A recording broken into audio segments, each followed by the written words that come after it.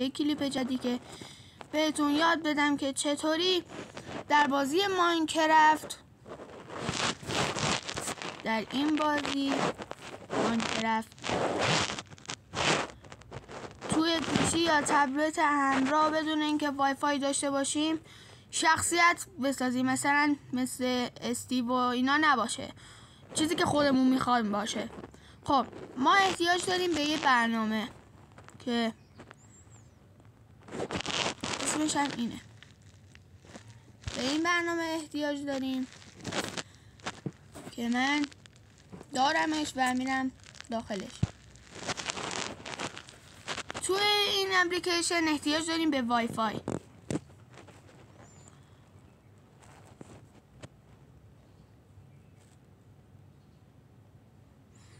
منتظر میمونیم تا باز شه. من فعلا ویدیو رو استاپ میکنم تا باشه. خیلی خوب، من الان داخلش هستم و میبینیم که چقدر مود داره. خیلی مود خفنه. و در ضمن اگه میخوایم مثلا تفنگ بگیرین، من مودش رو نمیدونم کدوم مود بهتره. اگه شما میدونین به منم بگین، ممنون میشم. خب میرم تو گزینه سرچ، یعنی اینجا.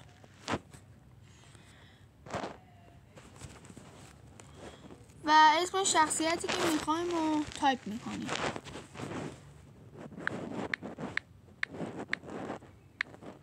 من دیدپول رو میخواستم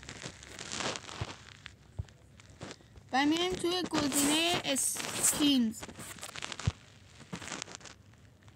همینطور که میبینین یه عالمه دیدپول رو بود باسم. و اگه مثلا میخواین دیدپول با دستکش تانوس تو اینجا نمیاره واسهتون، ولی خلن. اما اگه دستکش تانوس رو میخواین، اگه مثلا اینجوری باشه که شما دارین پشتش رو میبینین، دوربینتون روی دیدگاه اون نیست، خب کلش رو بیارین پایین، پوستش رو قشنگ میتونین ببینین. خیلی حال به هم زنه. واسه من نخواستمش. یکی رو انتخاب میکنم و این گزینه رو میزنم.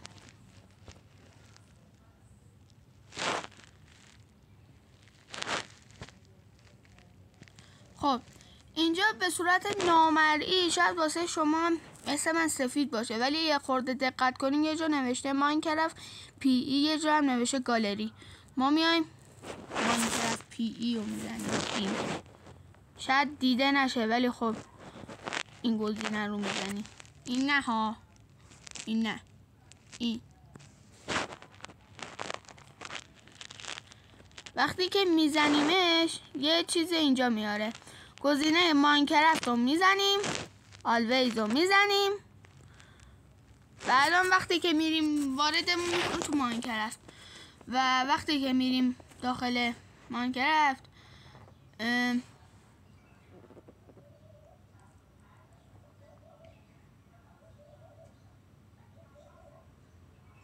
بذارید آپلود شه.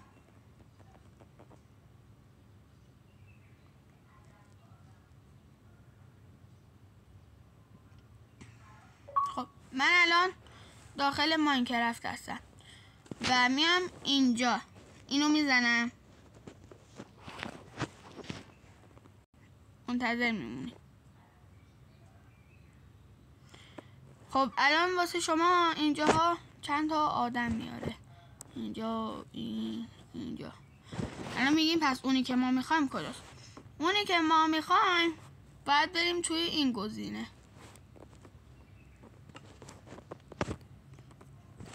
منتظریم. خب الان اینجا اسکینی که انتخاب میکنیم و میاره. منتظر میمونم تا چیز بشه.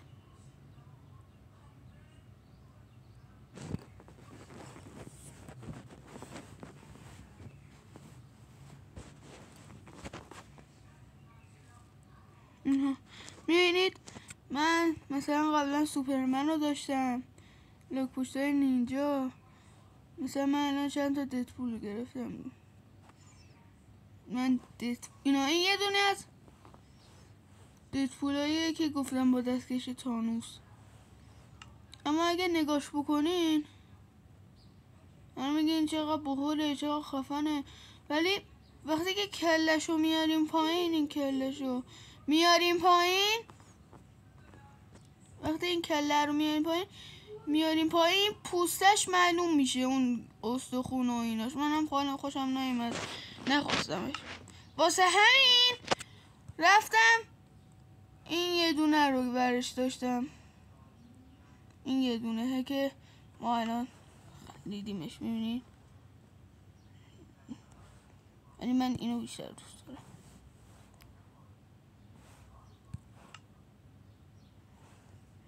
مثلا من اینو برداشتم و اگه مثلا الان چون من اینو برداشتم نمیتونم توضیح کامل تر بدم. الان مثلا من این ددپول رو میخوام بردارم یا سوپرمن میخوام بشم، میخوام سوپرمن باشم.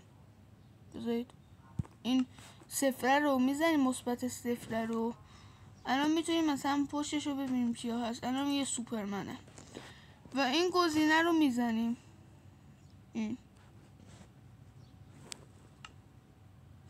و الان وقتی که دیگه رفتش یعنی ما الان بریم تو بازی وای فای قطع کنیم یه سوپرمنیم. و من چون سوپرمن رو نمیخوام میام پایین گزینه این ددپول رو میزنم. خب الان من میام بیرون،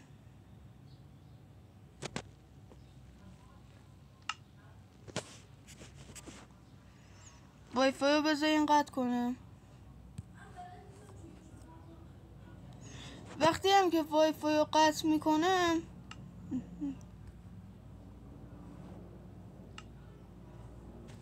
برم بیرون، الان میبینید دیگه من ددپولم.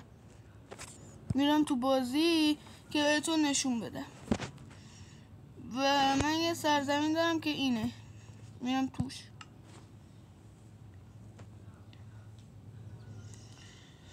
منتظر میمونم تا باشه.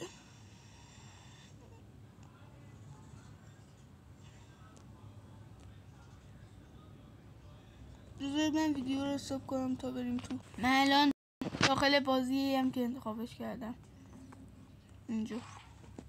خب میرم گزینه اینا تعمیرات رو میزنم، ستینگ میرم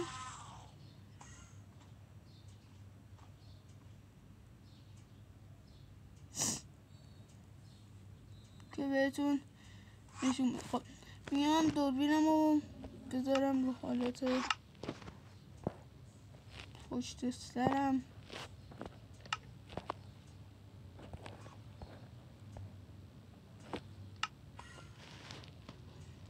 یه دسته بایسید تا من برم تو تنظیمات چیز.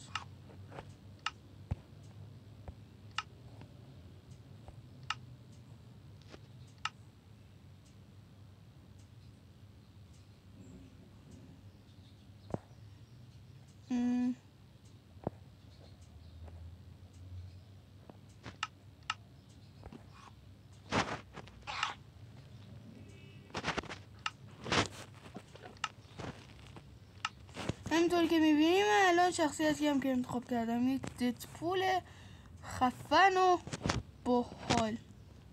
برید بازی کنید و عشقشو ببرید. بذاری از روبرو هم نشون بدم و بریم خوش بگذره بازیتون لذت بخش.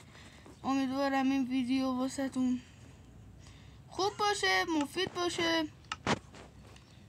و بتونین ازش استفاده کنین و بشین شخصیتی که مورد نظر شماست. تا یک ویدیو بعدی، خدا نگهدار.